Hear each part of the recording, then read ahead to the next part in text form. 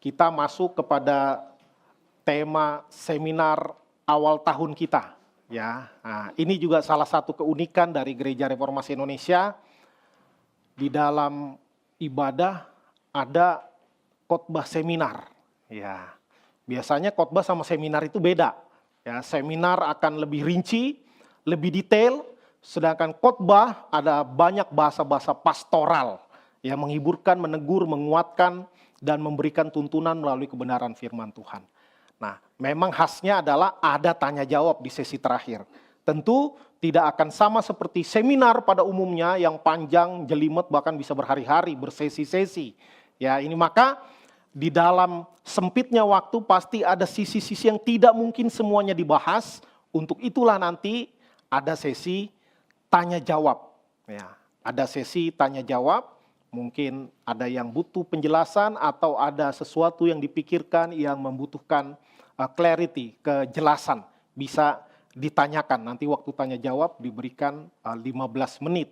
Kalau tidak cukup, nanti setelah ibadah di bawah bisa bertanya jawab. Ya, tidak mesti saya yang jawab, banyak juga yang sudah berpengalaman dan yang sudah banyak pengetahuan akan firman Tuhan. Jadi itu indahnya di gereja ini. Ya, ada khotbah seminar. Tema kita adalah hidup baru melawan hidup lama. Ya. Kenapa sih diadu-adu? Ya. Kenapa enggak dikolaborasi saja? Sekarang jangan suka ngadu-ngadu. Jangan dipertentangkan, digabungkan saja. Wah, apakah ini sesuatu yang bagus untuk digabungkan? Mari kita pikirkan bersama-sama. Firman Tuhan terambil dari Kolose 3 ayat 5 sampai 17. Cukup panjang, saya akan membacakan bagi kita sekalian, Bapak Ibu bisa menyimak di dalam hati. Demikian sabda firman Tuhan. Karena itu matikanlah dalam dirimu segala sesuatu yang duniawi, yaitu percabulan, kenajisan, hawa nafsu, nafsu jahat dan juga keserakahan yang sama dengan penyembahan berhala. Semuanya itu mendatangkan murka Allah atas orang-orang durhaka. Dahulu kamu juga melakukan hal-hal itu ketika kamu hidup di dalamnya. Tetapi sekarang buanglah semuanya ini, yaitu marah, geram, kejahatan, fitnah, dan kata-kata kotor yang keluar dari mulutmu. Jangan lagi kamu saling mendustai, karena kamu telah menanggalkan manusia lama serta kelakuannya, dan telah mengenakan manusia baru yang terus-menerus diperbaharui untuk memperoleh pengetahuan yang benar menurut gambar Khaliknya. Dalam hal ini tiada lagi orang Yunani atau orang Yahudi, orang bersunat atau orang tidak bersunat, orang barbar atau orang Skit, budak atau orang merdeka, tetapi Kristus adalah semua dan di dalam segala sesuatu. Karena itu sebagai orang-orang pilihan Allah yang dikuduskan dan dikasihinya, kenakanlah belas kasihan, kemurahan, kerendahan hati, kelemah lembutan, dan kesabaran. Sabarlah kamu seorang terhadap yang lain, dan ampunilah seorang akan yang lain, apabila yang seorang menaruh dendam terhadap yang lain. Sama seperti Tuhan telah mengampuni kamu, kamu perbuat jugalah demikian. Dan di atas semuanya itu, kenakanlah kasih sebagai pengikat yang mempersatukan dan menyempurnakan. Hendaklah damai sejahtera Kristus memerintah dalam hatimu, karena untuk itulah kamu telah dipanggil menjadi satu tubuh, dan bersyukurlah.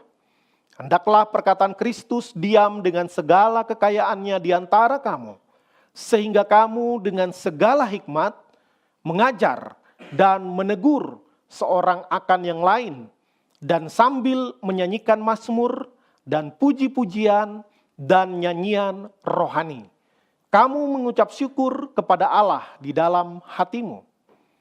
Dan segala sesuatu yang kamu lakukan dengan perkataan atau perbuatan, lakukanlah semuanya itu dalam nama Tuhan Yesus, sambil mengucap syukur oleh Dia kepada Allah Bapa kita.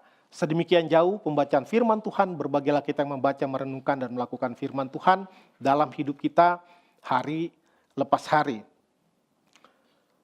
Bapak, Ibu, saudara-saudari sekalian, negara kita punya presiden yang baru, ya. Sebentar lagi juga ada gubernur baru sudah dilantik, tinggal melaksanakan, ya. Lalu ada pemimpin-pemimpin di daerah lain, bupati baru, wali kota baru dan lain sebagainya. Ada yang incumbent muka lama, ya, tapi periode yang baru. Nah, tidak semua orang suka dengan hal yang baru, ya. Tidak semua orang suka dengan hal yang baru, terutama hal-hal baru yang membuat dia kehilangan zona nyaman, membuat dia kehilangan kemapanan, membuat dia kehilangan atau penurunan pendapatan, ya, atau income. Nggak mudah, ya. Orang dipindah dinas, katakanlah militer, nggak mudah, ya. Ada teman saya yang kepikiran karena dia Brimob ditugaskan ke Aceh. Waktu itu, waktu zaman masih belum seperti sekarang. Wah, pusing kepalanya. Bagaimana caranya biar saya nggak dikirim? Nah, itu dalam dunia kemiliteran yang memang tegak lurus, wajib, nggak bisa bantah. Nah, dalam pelayanan juga kadang-kala hamba Tuhan juga begitu. Wah, mau dimutasi, padahal itu sesuatu yang wajar dan ketika melamar atau ketika akan ditabiskan sudah ada wawancaranya. Siapkah ditugaskan manakala dibutuhkan? Ya sama seperti dinas-dinas yang lain. Ya, biasanya semua siap, begitu mau dipindah baru bingung. Kenapa? Karena harus tempat baru, adaptasi lagi, lingkungan baru, orang-orang baru, seperti seolah-olah kembali ke titik nol. Waduh, capek deh, ya, ketika mulai membangun suatu kemapanan hidup, ya, yang mana tidak selalu buruk. Ketika ada hal-hal baru, wah nggak mudah, ya, belum benar-benar pindah udah pusing duluan, ya. Atau kalau pemerintahan baru, apalagi kalau presidennya atau gubernurnya bukan pilihan kita. Waduh, susah nih hidup saya. Padahal presiden atau gubernur juga nggak tahu kita pilih dia atau bukan, ya. Tetapi ada hal-hal yang tidak membuat nyaman ketika ada hal baru, ya. Nah, begitu juga dalam mengikut Kristus. Ketika Kristus mati dan bangkit, itulah yang diberitakan oleh murid-murid Kristus, maka orang-orang yang sebelumnya tidak kenal, tidak pernah dengar, mereka ketika mau percaya kepada Kristus, mereka masuk dari hidup lama kepada hidup yang baru. Nah, ketika memasuki hidup baru, ada banyak hal yang perlu diubah, yang di-adjust, ya. Ada yang gesernya nggak banyak, ada yang ekstrim kiri, sejauh utara dari selatan, ya, sejauh timur laut dari mana tuh, barat daya, ya, dari ujung ke ujung. Nah, itu yang menimbulkan ketidaknyamanan, ya. Karena apa? Karena nanti akan kita bahas. Karena ada jenis-jenis manusia baru dan manusia lama dikaitkan dengan hidup baru dan hidup yang lama. Secara ringkas, dan ini nggak perlu dibahas panjang karena ini tidak penting, yaitu apa? Hidup lama adalah periode kehidupan sebelum mengenal Kristus. Gelap, belum lahir baru, belum hidup dalam pertobatan. Nah, begitu. Nah, hidup lama ini banyak bentuknya, ya. Mulai dari yang kasat mata maupun yang terlihat baik namun tidak berkenan di hadapan Tuhan. Nah, jadi kalau orang katakanlah membunuh, berzina, korupsi, wah ini kejahatan-kejahatan yang kasat mata. Ya. Tapi ada sesuatu yang kelihatan baik tapi di mata Tuhan tidak berkenan. Misalnya kesombongan yang casingnya kerendahan hati. Wah, budaya Asia kan gitu ya. Kalau dipuji, enggak kok, biasa aja gitu ya. Padahal bangganya minta ampun. Ya, kalau bangga mending, kadang sombong, kita merasa lebih baik dari yang lain. Kita merasa lebih hebat dari yang lain. Kita merasa lebih saleh dari yang lain. Kita merasa lebih berjuang di dalam pelayanan dibanding yang lain. Ya, bagus enggak? Bagus. Tetapi ketika kita merasa sudah saya lebih baik, saya lebih layak, saya lebih pantas di hadapan Tuhan dibanding dia, wah itulah yang disebut kejahatan yang tidak kasat mata, ya. Kejahatan yang tersembunyi. Kadang kita bilang, sembunyikan aku di belakang salibmu Yesus. Ya, supaya kesombongannya nggak kelihatan. Ya. Ketika ada orang yang ngomongin kita, merendahkan kita, langsung tersinggung. Nah, itu tandanya. Ya, tandanya itu. Bahwa kelihatan rendah hati padahal tidak. Ya. Ada yang kelihatan rajin padahal tidak. Ya, rajin kalau ada yang lihat. Taat kalau ada yang lihat. Nah, banyak manusia seperti itu. Nah, itu tidak berkenan di hadapan Tuhan. Ya, mungkin manusia bisa dikelabui, tetapi Tuhan tidak bisa dikelabui. Karena Tuhan melihat sampai kedalaman dasar sanubari kita yang paling dalam, bahkan yang tidak pernah kita ucapkan. Tuhan tahu.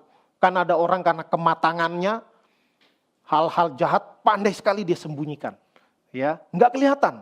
Pokoknya baik banget. Ya, hanya dia yang tahu, dan Tuhan dan iblis tentunya.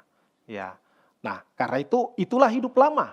Nah, jadi hidup lama bukan berarti yang jahatnya gawat, ya.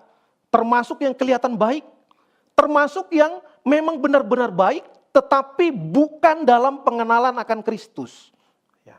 Kalau lomba baik-baikan, banyak yang jauh lebih baik dari orang Kristen, banyak yang lebih murah hati dari orang Kristen.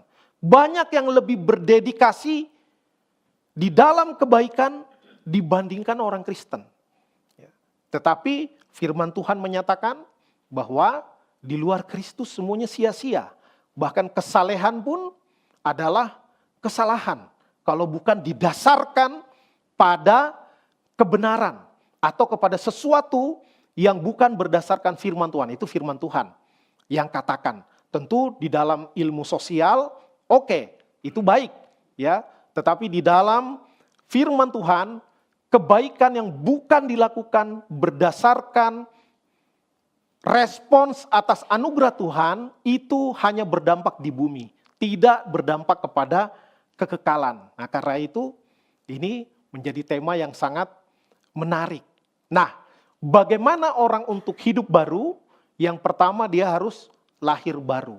Ketika Nikodemus, seorang ahli Taurat, orang yang pintar sekali dalam ilmu agama, malam-malam menemui Yesus, berbincang-bincang, lalu Yesus mengucapkan satu kalimat yang dia nggak ngerti, padahal ini udah ahli agama. Ya, dibilang kalau seseorang tidak dilahirkan kembali, dia tidak akan melihat kerajaan Allah. Dengan kata lain, dia tidak akan sampai ke sorga. Nah, bingunglah Nikodemus ini. Nah, kok saya nggak pernah tahu ini ya? Nah, kenapa? Karena memang banyak orang, terutama kepercayaan yang mengandalkan perangkat-perangkat syariat, ya, hanya di situ berhenti, maka itu akan menjadi mekanis, menjadi seperti berjalan begitu saja, ya, seperti berjalan begitu saja, tidak ada lagi atau penghayatan semakin menurun. Nah, ini juga harus hati-hati, karena setiap gereja juga ada apa? Ada liturginya, termasuk gereja kita, ada liturginya. Jangan sampai nanti sesuatu yang rutin akan membuat kita jadi hafal, lalu membuat kita jadi enggak ada lagi penghayatan di dalamnya, apalagi perenungan. Ya, penghayatan yang hafal aja enggak, apalagi merenungkan, apalagi melakukan. Nah, kembali lagi ke awal, harus dimulai dengan lahir baru. Ya, di 2 Korintus 5:17 juga dikatakan, diingatkan kepada umat Tuhan. Kamu itu adalah ciptaan baru. Yang lama sudah berlalu. Yang baru sudah datang. Nah, karena itu setelah lahir baru, baru kehidupan baru dimulai. Ya, barulah kehidupan baru dimulai. Jadi lahir baru dan hidup baru itu mirip. Tetapi lahir hanya satu kali. Ada di sini yang lahirnya berkali-kali? Enggak ada ya. Lahir satu kali. Tetapi hidup baru, ya dengan kata lain pertumbuhan iman, atau bahasa teologi dibilangnya progressive sanctification, ya pengudusan yang terus menerus berkelanjutan, tetapi in the long run, di dalam tempo yang panjang dia akan naik. Ya, tentu ada jatuhnya, tetapi dari ujung ke ujung pasti naik. Ya, itu namanya progressive sanctification. Itu terus menerus, itu seumur hidup, nggak pernah berhenti. Nah, status orang memang satu kali begitu lahir baru dia sudah dibenarkan. Sekali lagi bukan karena prestasi, tetapi semata-mata karena anugerah Tuhan. Itu satu kali. Tetapi untuk kelanjutannya itu harus ada usaha, harus ada perjuangan, harus ada pengorbanan. Mungkin kita berpikir, ya menganalisa, loh sebelum lahir kan udah dikandung. Emangnya waktu dikandung belum hidup itu? Ya itu juga hidup. Tetapi disitulah proses ketika Roh Kudus menggugah hati, membuka pikiran, mencelikan, memberikan pengertian bahwa yang saya pikir saya baik-baik ternyata belum baik di hadapan Tuhan. Ya, perlu lahir baru. Itulah proses mengandung. Ketika Tuhan membuat kita sadar bahwa walaupun kita nggak pernah masuk penjara mungkin, kita tetap adalah orang jahat di mata Tuhan. Karena Tuhan tidak ada dosa sekecil apapun yang bisa Tuhan abaikan. Oh dosa saya cuma dikit kok, dosa tipis-tipis, itu tidak bisa diabaikan. Maka kita semua, betapapun baiknya kita sebelum mengenal Kristus, tetap orang berdosa, tetap butuh penebusan.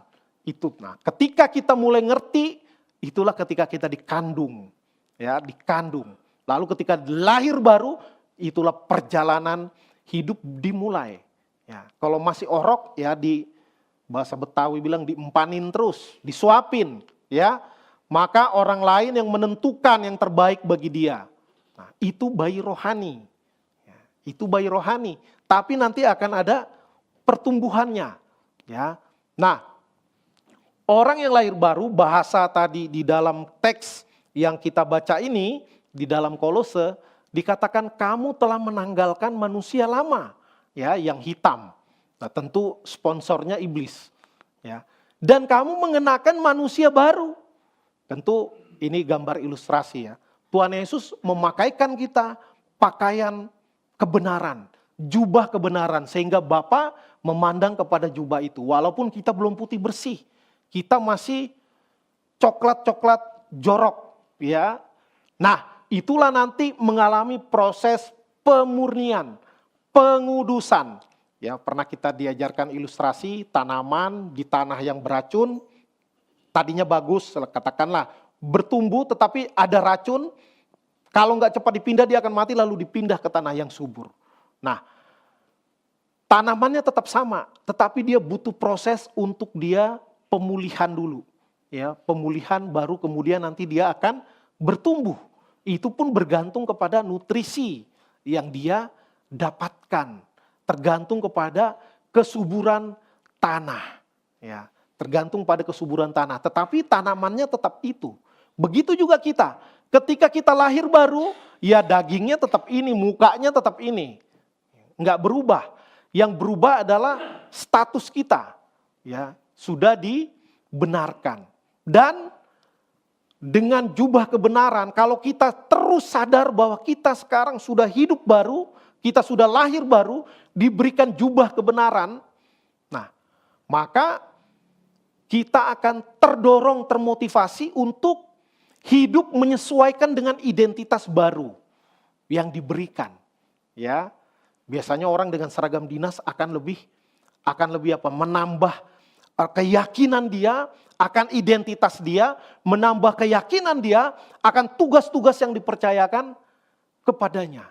Ya, seperti tentara yang mau berangkat perang misalnya, diperlengkapi senjata, lengkap dengan seragam dinas, upacara dulu, macam-macam. Mengucapkan janji setia dan lain sebagainya. Wah, itu akan memberikan apa? Motivasi, dorongan yang luar biasa. Wah, saya harus menjalankan tugas sebaik-baiknya. Apapun akan dikorbankan. Ya, bahasa tentara khusus kan gitu ya. Lebih baik pulang nama daripada gagal dalam tugas. Nah, tapi banyak orang Kristen kalah sama tentara, ya, kalah sama pasukan khusus. Tuhan kan tahu, saya juga manusia. Pak Pendeta aja manusia, apalagi saya, ya. Nah, kita banyak membuat apa? Permakluman karena kita mau santai-santai terus.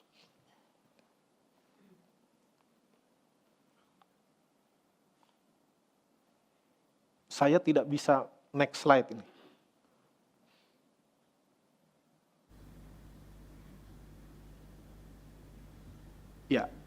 Oke.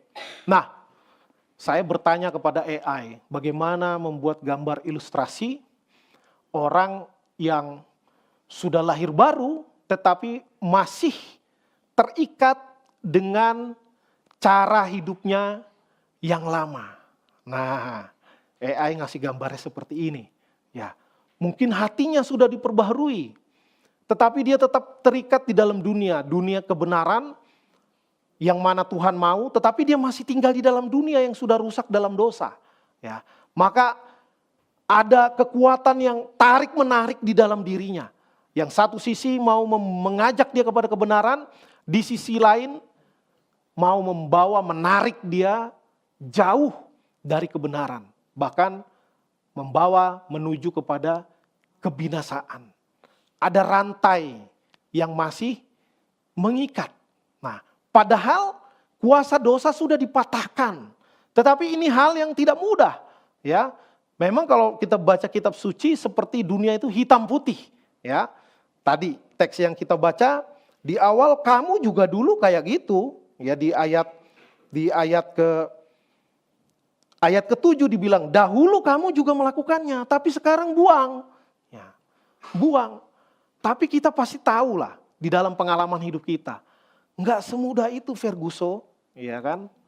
Enggak gampang, susah perjuangan.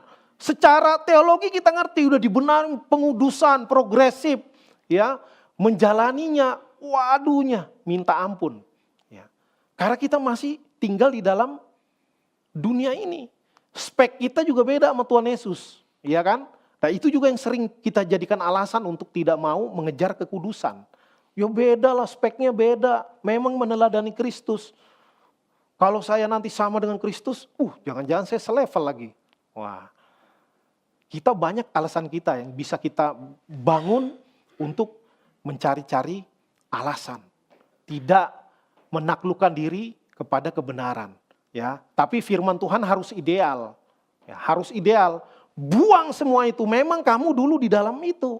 Nah, lalu dikatakan apa? Bahasanya Kolose 3 ini dibilang, matikanlah dalam dirimu. Matikanlah. Ya, di Efesus dibilang, salibkanlah manusia lama.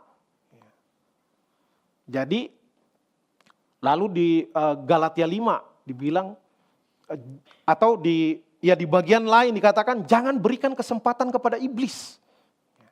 Jangan berikan kesempatan kepada iblis. Memang kalau kita baca semua perikop ini, ditambah lagi tentang perikop manusia baru, di Efesus juga ada ya, Efesus 4 ayat 17 sampai 32. Kalau mau tambah lagi, Galatia 5 ayat 19 sampai 23 juga kita baca aja berulang-ulang, kita akan ngerti. Kita akan ngerti. Ya, karena ini bukan sesuatu yang begitu jelimet sebenarnya. Ya, buang manusia lama, kenakan manusia baru, salibkan manusia lama, matikan keinginan-keinginan hidup kita yang lama, yang berdosa. Ya. Termasuk yang kita anggap baik. Ya, dalam pertemuan kakak kami, salah satu kakak yang onsite, diskusi. Ada temennya jemaat, ya, teman bukan teman gereja, teman di marketplace, yang percaya Tuhan tapi nggak gereja. Ya. Nggak ke gereja. Karena apa? Dia bilang di gereja banyak yang orang-orang nggak benar kok. Betul nggak kalimatnya? Betul. Lalu dia bilang, saya nggak jahat, ya. Saya nggak selingkuh, saya nggak korupsi, saya nggak membunuh, keluarga saya baik-baik, saya tidak makan uang haram, hari Minggu saya menggunakan waktu untuk keluarga. Tamasya kah? Family time. Ke mall kah? Dan hidup kami baik-baik saja. Kami tidak dihukum Tuhan. Wah, ini adalah kemajuan pikiran manusia berdosa. Menurut saya. Ya karena dia baik nggak? Baik. Tapi itu tadi, kita merasa baik, belum tentu cukup baik di hadapan Tuhan. Dan kalau orang merasa tidak perlu ke gereja, hidup baik-baik saja, itu pasti pikiran yang salah. Dan itu lebih berbahaya. Kenapa? Karena kesesatan yang paling sesat adalah kesesatan yang kelihatan lurus, miringnya cuma 1 derajat. Ya, orang nggak akan lihat itu salah, nggak akan lihat. Tetapi bagaimana firman Tuhan mengatakan, janganlah menjauhkan diri dari pertemuan-pertemuan ibadah itu udah jelas salah. Masalahnya dia nggak pakai ayat itu, dia pakai ayat lain, ya. Dia pakai ayat lain atau dia pakai argumentasi bukan kebenaran tapi pembenaran, ya. Orang ke gereja banyak yang hidupnya belum benar, betul. Hamba Tuhan juga banyak yang nggak benar, betul. Pelayan Tuhan, pemusik, WL, singer banyak yang hidupnya kacau, betul. Tapi apakah itu menjadikan alasan bahwa saya lebih baik daripada mereka, para rohaniwan, atau jemaat, atau church goers, orang-orang yang pergi ke gereja secara rutin? Maka karena saya lebih baik, yang saya nggak perlu gereja dong. Ya, toh saya baik-baik saja kok. Toh hidup saya baik-baik. Tuhan memberkati terus dengan pemasukan, income, ekonomi, status, dan lain sebagainya. Ya. Mungkin bisa tambahin negara-negara ateis banyak yang lebih maju daripada negara Indonesia yang wajib beragama. Ya, ya kan? Nah, itu adalah hal-hal yang biasa orang percakapkan. Ya, orang yang ucapkan sebagai alasan-alasan untuk menentang kebenaran. Dia mempunyai kebenaran sendiri dan tidak menaklukkan hati dan pikirannya di bawah terang firman Tuhan. Dan orang seperti itu semakin kesini semakin banyak. Salah satunya karena salah kita juga. Hamba Tuhan banyak yang gak beres, ya kan? Jemaat Tuhan juga banyak yang hidupnya gak baik, tapi rajin ke gereja. Nah, itu menjadi pemikiran bagi kita. Nah, lahir baru adalah anugerah Tuhan sepenuhnya, namun pertumbuhan iman memerlukan perjuangan. Ada harga yang harus dibayar. Tapi ini penyakit sebagian orang Kristen. Banyak yang gak mau bayar. Ya, mentalnya gratisan. Maunya kayak bayi terus. Disuap gini, wah makanan terbaik dari Tuhan. Itu benar gak? Benar kalau masih bayi. Tapi adakah orang yang bayi terus? Nggak ada. Ya. Dia akan bertumbuh, dan ada waktunya dia harus cari makan sendiri. Ya. Cari makan sendiri. Tapi tentu orang tua mengontrol, melihat, memantau, memperhatikan, menasehati. Lebih kepada menggerakkan dia, membuat dia mengerti, mendorong dia untuk melakukan, ada bagian yang harus dia kerjakan. Ya. Mau dapat kerjaan bagus, ya belajar keras. Berusaha, mau sukses, ia kerja keras, disiplin. Ya. Itu harga yang harus dibayar. Ya. Bukan berarti duit ya, itu harga yang harus dibayar. Nggak bisa cari gratisan terus. Ya. Dalam pemuritan kan, waktu kita retret juga udah dibilang gitu ya. Menerima keselamatan itu gratis, cost nothing. Tapi menjadi murid Kristus, itu cost everything. Semuanya kita berikan. Bukan berarti kita berjasa kepada Tuhan, tidak. Karena bahkan sekalipun nyawa kita berikan untuk pelayanan kepada Tuhan, juga tidak sebanding dengan yang Tuhan kerjakan.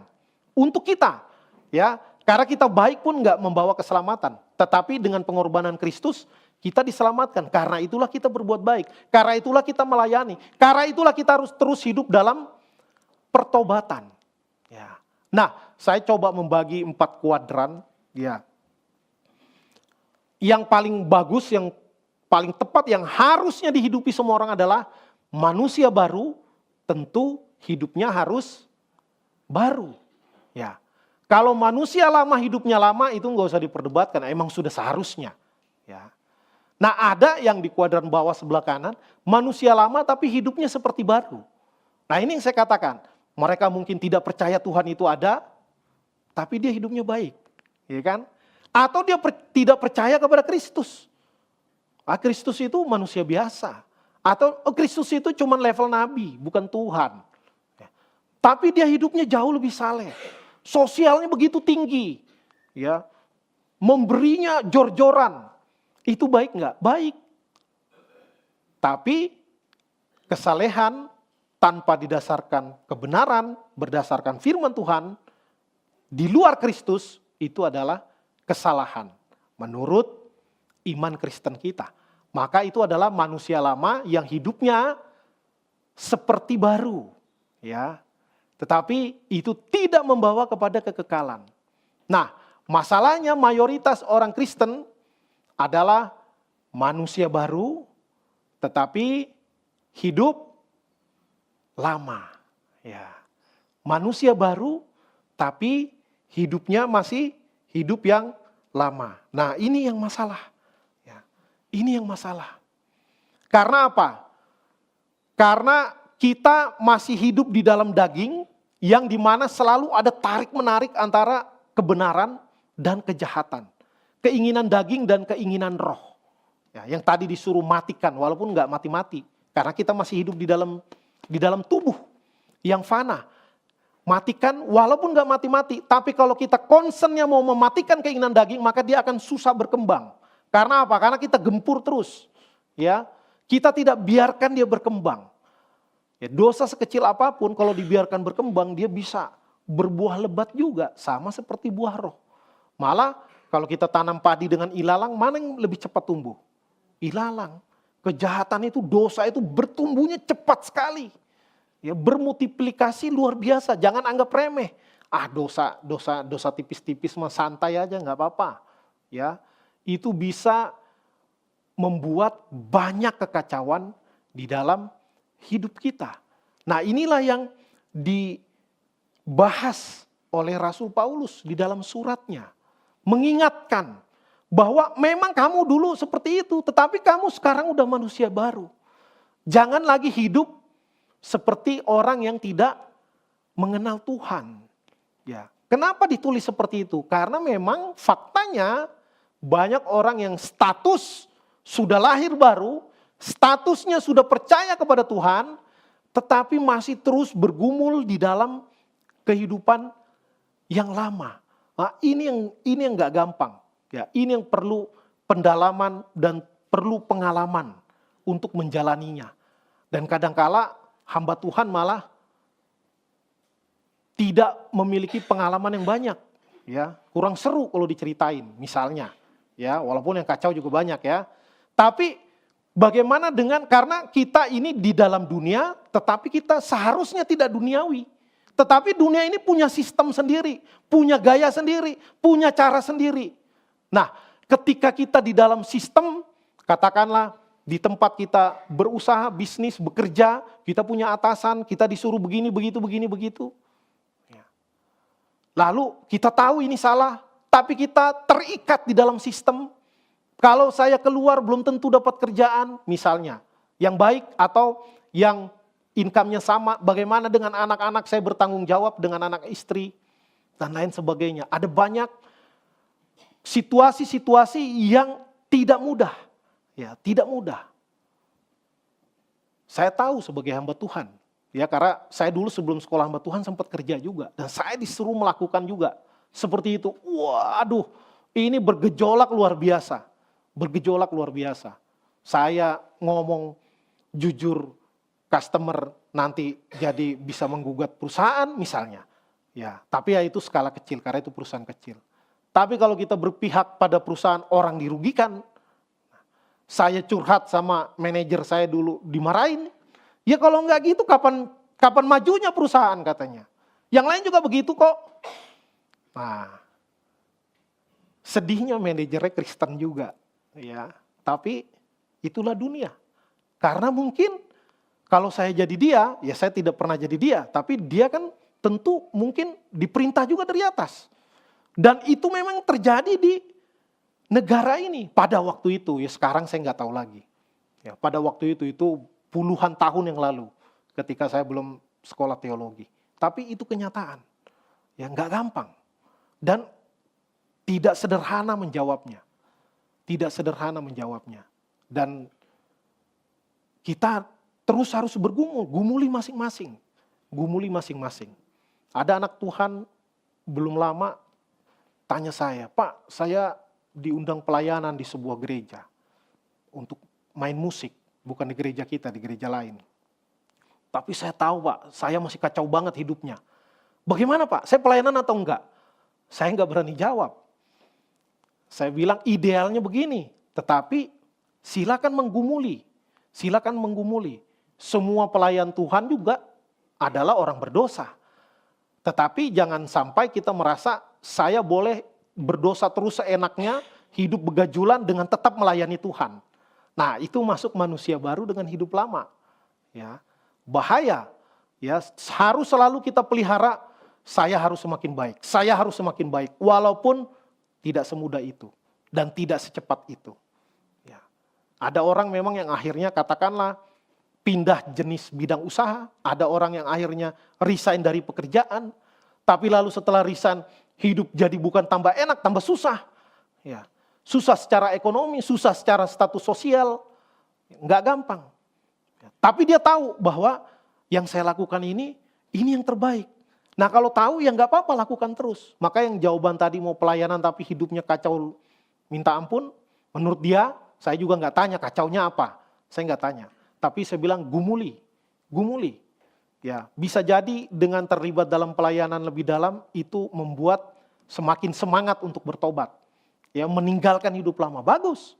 Ya, jangan sampai ternyata nggak apa-apa kok, berdosanya jalan terus, pelayanannya jalan terus. Jadi kembali ke titik nol.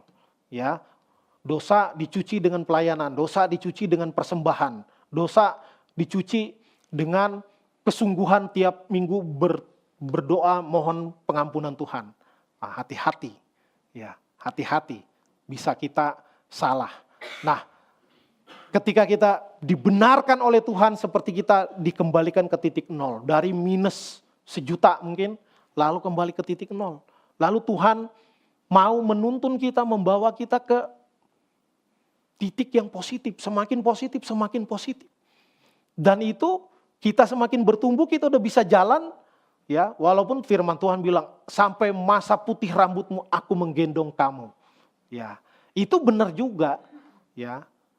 Benar juga, tetapi masa sampai kita setua ini kita minta digendong terus, ya kan? Ya enggak gitu juga. Tuhan mau kita berkembang, otot-otot kita tambah kuat, maka kita dikasih beban hidup, kita dikasih situasi sulit, supaya apa? Supaya kita tahu bahwa ada kuasa yang jauh lebih besar dari kuasa kita. Kita sungguh-sungguh butuh Tuhan, ya. Nah, bagaimana agar terus hidup baru ya? Tadi banyak sekali ayatnya. Ya kalau kita breakdown, waduh itu bisa satu mata kuliah sendiri, ya, atau seminar 6 sesi bisa. Ya, tetapi secara sederhana saja, ya nanti bisa ditanya jawab, diperdalam. Yang pertama ya harus ada komitmen personal. Ya, ambil komitmen dalam diri. Jangan lihat orang. Ya. Kadangkala orang-orang Kristen untuk kepada diri sendiri ini kurang untuk apa? Mendorong, kurang untuk menyemangati, kurang untuk menuntut diri sendiri. Kita menuntutnya pihak lain. Kita menuntutnya orang lain. Kita menuntutnya mungkin pemerintah lah, gereja lain lah. Wah, ajarannya nggak benar begini begitu. Wah, pemerintah ini nggak bagus begini begitu. Nah, mulailah dari diri sendiri, ya. Ada hal-hal yang kita di luar kendali kita, ya sudah.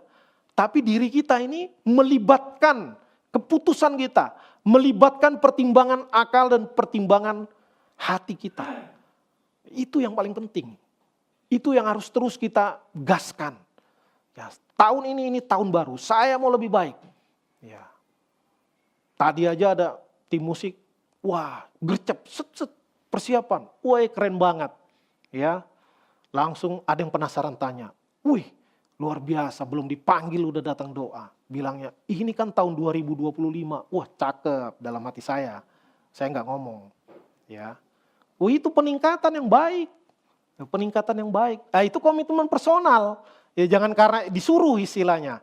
Nah itu kalau kita personal kan kita lebih senang. Termasuk kita mengkritisi diri sendiri, kita juga akan lebih terima daripada dikritik orang. Ya termasuk dikritik pendeta, belum tentu senang. Ya. Lalu komitmen komunal. Bersama-sama dengan keluarga, bersama-sama dengan kelompok kecil, ya di gereja kita ada kelompok kecil. Tadi yang saya sharingkan salah satunya, ya karena di dalam itu ada pendalaman Alkitab juga bagus. Ada pendalaman nanti hari Jumat, ya PA yang pertama di tahun ini, ya membahas kitab Nabi besar, ya Nabi apa nanti aja lihat. Nah makanya ikut, bisa online, ya bisa ikut online, bisa datang ke tempat ini. Itu bagian dari komitmen komunal, ya. Kita bersama sebagai sesama umat Tuhan, kita maju sama-sama, jangan sendiri-sendiri. Ya. Karena kalau bersama-sama itu akan lebih lebih kuat. Bukan tanggung jawab satu orang. Ya. Jangankan di dalam kerohanian, di dalam hal umum aja begitu kan. Nasib timnas Indonesia bukan cuma di tangan Sinteyong. Ya. Oh, Patrick Kluivert kan jelek. Ya emang track recordnya jelek, tapi siapa yang jamin dia jelek? Nah, lalu Patrick Kluivert nulis, ya, butuh dukungan rakyat Indonesia. Betul itu. Ya, kesuksesan bukan tergantung pelatih aja, bukan tergantung pemain aja, tapi juga dukungan supporter. Ya, tapi uniknya orang belum kerja udah disuruh out, belum in, ya, belum datang udah disuruh pecat. Ya, biarkan dia bekerja sama. Ya. Nah, itu komitmen komunal namanya kita sebagai pendukung timnas Indonesia misalnya. Ya, dalam kerohanian juga gitu. Jangan sendiri. Pelatih aja ada asisten pelatih, ada direktur teknik dan lain sebagainya. Kita juga gitu di dalam kelompok kecil, mungkin ada yang teman memperhatikan karena selalu ada bagian yang kita tidak lihat, orang lihat. Ya kan? Selalu ada bagian itu di dalam ilmu semua, ilmu psikologi, ilmu manajemen. Kita perlu orang lain untuk apa? Menjadi penyeimbang, termasuk untuk mengingatkan. Begitu juga di dalam kehidupan kita. Ya. Di dalam kehidupan kerohanian, kita perlu orang-orang yang memberikan nasihat, masukan, bahkan teguran. Ya. Supaya apa? Supaya kita tetap benar. Ya. Dan ini saling. Bukan, wah dia tegur saya cari kesalahan dia, biar saya satu sama dia. Enggak begitu. Ya. Jangan sampai kita merasa kita baik-baik saja, padahal kita semakin jauh dari kebenaran tanpa kita sadari. Wah itu yang paling celaka. Ya. Jangan sampai. Maka jangan mimpi pertumbuhan rohani itu hanya sendiri, nggak bisa. Sama-sama, ya, sama-sama dengan orang lain, sama-sama dengan umat Tuhan yang lain, sama-sama dengan pelayan Tuhan yang lain. Supaya apa? Dengan bersama kita akan lebih awas, kita akan lebih waspada, kita akan bertumbuh dan jangan beri kesempatan kepada iblis. Ya, baik, saya cukupkan sampai di sini. Mengingat waktu, ruang tanya jawab dibuka, waktu kita hanya 15 menit. Ya, dipersilakan.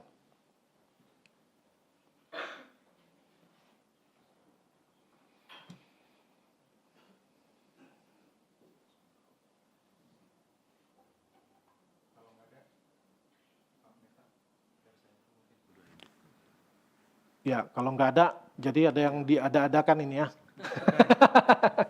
Silakan. Iya. Jadi baik, terima kasih atas kesempatannya Pak Pendeta Galen.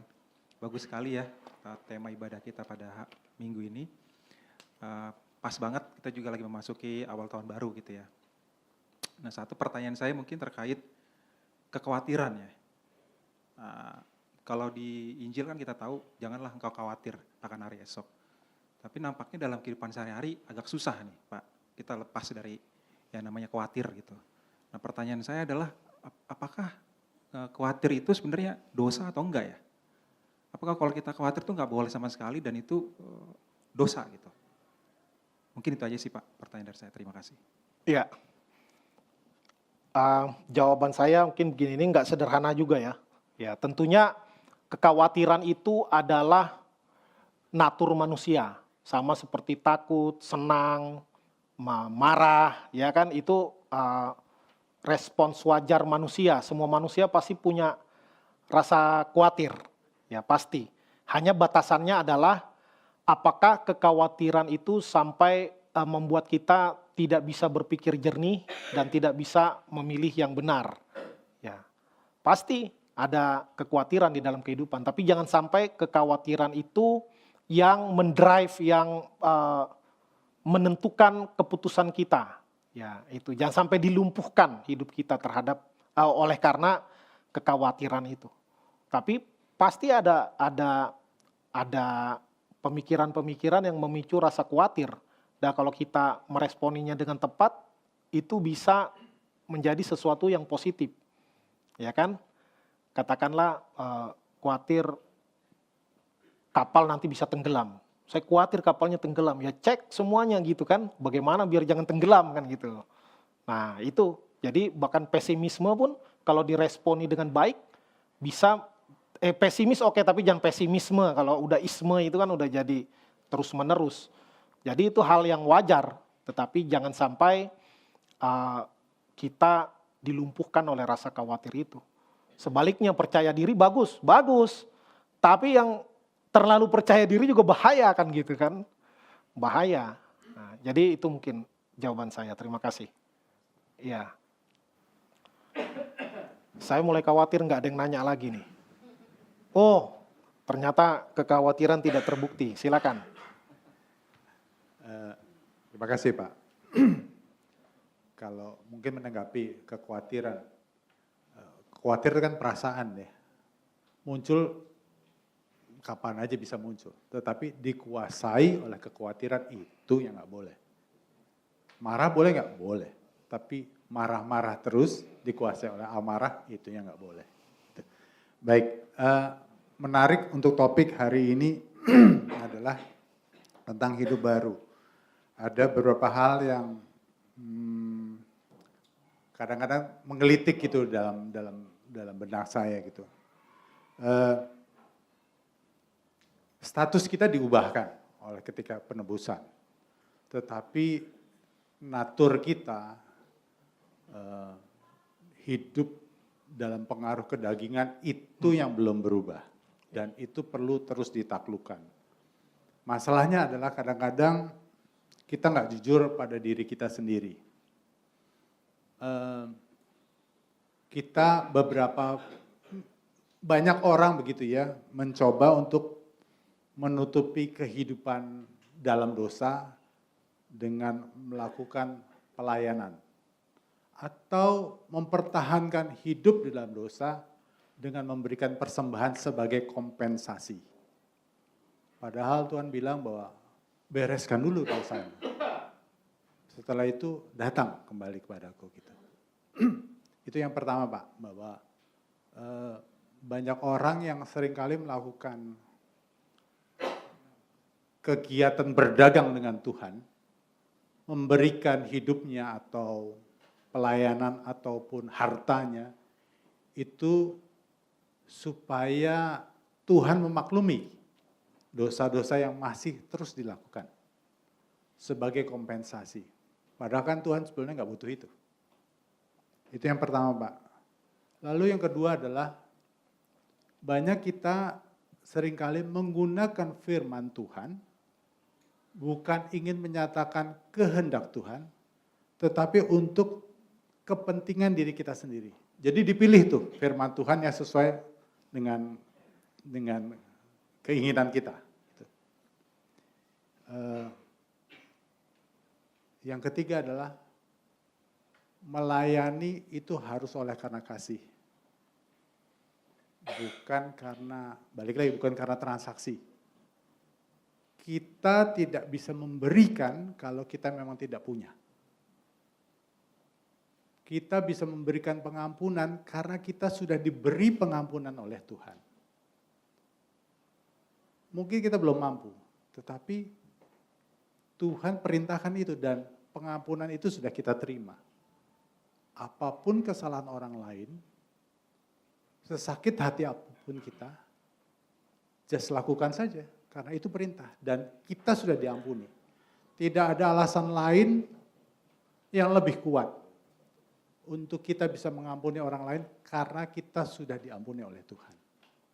Jadi itu sih Pak, mungkin yang dari tanggapan saya dari manusia baru, bahwa proses itu gradual, ada kekuatan entah dari luar, entah dalam diri kita untuk terus menarik kita ke belakang kembali, dan memang selama kita diberi kesempatan oleh Tuhan, nafas ini masih melekat, ada namanya proses penaklukan diri.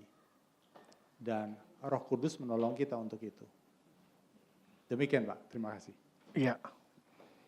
Ini tanggapan ya. Bagus sekali ya pendalamannya, memang sadar atau tidak, bahkan kadang hamba Tuhan pun bisa terjebak dalam pemikiran transaksional gitu. Ya. Tuhan, saya udah melayani ke sana ke sini. Kok kayaknya hidup begini-begini aja, bergumulnya itu terus. Ya, misalnya mungkin bukan dalam hal yang terlalu berat, tetapi kayak kekhawatiran akan masa depan. Ada banyak hamba Tuhan khususnya waktu saya masih di Kalimantan Barat yang memang bergumul dalam kesulitan hidup ekonomi luar biasa. Ya, karena apa? Mau mengharapkan jemaatnya juga susah-susah. Ya. Susah memberi untuk pekerjaan Tuhan, bahkan susah untuk dalam tanda kutip menghidupi hamba Tuhan. Nggak mudah. Ya, ketika beberapa kesempatan mereka curhat lah istilahnya. Ya saya bersisian, berbagian pun sangat terbatas. Ya, sangat terbatas. Tetapi ya itu realita kehidupan. Ya, sepanjang orang tersebut tetap memilih dengan kesadaran, ya inilah. Walau susah, saya mau ikut Yesus, saya mau melayani Yesus sampai selama-lamanya. Apalagi kalau senang. Ya kan? Tapi kalau masih susah, ya jalani terus. Itu bagian yang memang harga yang harus dibayar. Ya, harga yang harus dibayar. Jangan sampai kita transaksional. Ya sebagian orang meninggalkan Tuhan karena kecewa. Karena kecewa dengan hamba Tuhan, kecewa dengan gereja, kecewa dengan macam-macam. Ya, itu hanyalah pembenaran. Ya, karena mengikut Tuhan itu bukan transaksional. Tapi respons atas apa yang telah Tuhan karuniakan kepada kita. Kita memberi karena Tuhan sudah memberi, kita mengampuni, Tuhan sudah mengampuni. Jadi kita respons. Ya, Tuhan hargai enggak? Ya hargai juga. Tapi jangan berpikir transaksional kepada Tuhan. Walaupun ayat bilang Tuhan perhitungkan semua jeripaya. Memang perhitungkan tapi bukan untuk transaksional. Ya, Tuhan memperhatikan bagaimana tindak tanduk perbuatan kita di dunia ini. Jadi perbuatan baik, kebajikan yang kita lakukan setelah kita mengenal Tuhan diperhitungkan Tuhan. Tapi jangan jadikan itu sebagai portofolio yang membuat Tuhan tidak bisa tidak harus ngikut apa yang saya klaim kepada Tuhan. Enggak gitu ya. Enggak gitu. Bagus sekali. Terima kasih Pak. Ada lagi dari yang lain? Silakan. Iya. Pertanyaan sebenarnya Pak, tapi mungkin yang satu nggak keburu kejawab. Pertama, pertanyaan saya tadi Bapak menyinggung soal sistem yang ada di tengah dunia ini. Ini yang membuat setiap anak-anak Tuhan mengalami peperangan. Tentu tidak menyerah dalam prinsip hal ini menurut saya. Tetapi kita perlu juga belajar bagaimana etika Kristen untuk menghadapi itu semua. Kita tahu Tuhan kita sudah mengalahkan iblis. Dunia ini sudah ditaklukkan di bawah kaki Kristus ketika dia disalibkan. Iblis dikalahkan. Tetapi Tuhan membiarkan iblis berkuasa dengan sistemnya di tengah-tengah dunia ini. Nah, ini tentu menjadi sebuah pertanyaan yang perlu kita sikapi. Bagaimana sebagai orang Kristen kita menghadapi sistem dunia yang sudah sebenarnya ditaklukkan Kristus. Apakah kita bisa menghadapinya? Karena iblis sudah dikalahkan oleh Tuhan. Tentu kalau kita bicara dengan kekuatan kita sebagai manusia, kita nggak bisa menghadapi itu. Makanya tadi Pak Pendeta sudah singgung bagaimana kita bisa diperbaharui di dalam 2 Korintus tadi. 5:17 tentu itu merupakan sebuah relasi kedekatan kita dengan Tuhan, itu yang memampukan kita. Itu nanti mungkin Pak Pendeta bisa tolong jelaskan sistem yang dikuasai dan yang sudah ditaklukkan Tuhan tadi. Itu satu Pak. Yang kedua, sebenarnya pertanyaan ini singkat sekali. Seringkali orang mempergunakan kata hidup baru. Padahal kalau saya selidiki dalam Alkitab tidak pernah pakai istilah hidup baru. Tetapi hidup kembali. Pertanyaan saya, sejak kapan itu para hamba Tuhan mempergunakan kata hidup baru? Apa dasarnya? Terima kasih Pak. Ya, baik. Yang pertama tadi, bagaimana bisa mengalahkan dosa lah istilahnya. Ya memang secara teologi dimungkinkan, ya yang setelah kita ditebus, kita bisa berdosa, bisa tidak berbuat dosa. Dan memang kalau kita lihat contoh di dunia ini ada, saya ingat nasihat guru agama saya waktu di SMA dibilang, jadilah kalian seperti ikan di laut. Lautnya asin tetapi ikan tidak pernah asin, kecuali ikan itu udah mati jadi ikan asin. Ya, dagingnya tetap manis. Ya. Jadi itu bagus sekali ya ininya. Saya nggak lupa-lupa itu. Makanya nama guru itu pun nggak lupa-lupa saya sampai sekarang. Ya. Jadi itu dimungkinkan. Tapi kenapa sangat susah menemukan orang yang bisa mengalahkan sistem dunia yang sulit ini? Ya, mungkin karena kurang berusaha. Ya, mungkin karena kurang berusaha atau dia di tempat yang salah. Ya, dia di tempat yang salah, ya harus pindah kolam mungkin, gitu kan? Baru dia bisa mengaplikasikan seideal mungkin. Nah, tetapi yang tadi prinsip tentang ikan di laut itu, ya mungkin kita ada di institusi yang katakanlah banyak penjahatnya. Tapi kita bisa memilih untuk tidak ikut jadi penjahat. Ya kan? Lalu kita bisa mungkin meyakinkan orang-orang ya bahwa saya tidak mau gitu, tapi saya bukan karena benci kalian misalnya. Tapi saya hanya menjalankan apa yang harus saya jalankan. Gitu kan? Itu bagian dari apa istilahnya ya? Ya menghargai orang lain, tapi orang lain juga harus menghargai kita yang memilih untuk tetap berjalan di dalam kebenaran. Tapi ya kadang-kadang memang ada situasi yang membuat kita sulit untuk mengelak ya. Mungkin Bapak Ibu yang di dunia marketplace lebih paham lah daripada saya. Ya saya sangat terbatas. Saya cuma baca Alkitab ngomong gitu kan. Tapi saya pernah mengalami dan sulit, bergumulnya luar biasa. Nah, tapi waktu itu tapi tidak untuk ditiru semua ya. Saya memilih untuk keluar. Ya, saya memilih untuk keluar dan ya akhirnya kemudian menjadi hamba Tuhan gitu kan. Tapi kan nggak mesti semua orang keluar jadi hamba Tuhan semua lah, nanti jemaatnya siapa kan gitu kan. Ya, jadi sedapat mungkin kita harus memberikan upaya yang memang diperlukan untuk target kita adalah kejar kekudusan, matikan keinginan daging. Walaupun nggak mati-mati, setidaknya dia akan terus terhambat untuk berkembang. Ya, gitu. Nah, yang pertanyaan kedua, lupa saya tadi. Oh, hidup baru. Nah, itu mulai kapan? Saya perlu teliti lagi.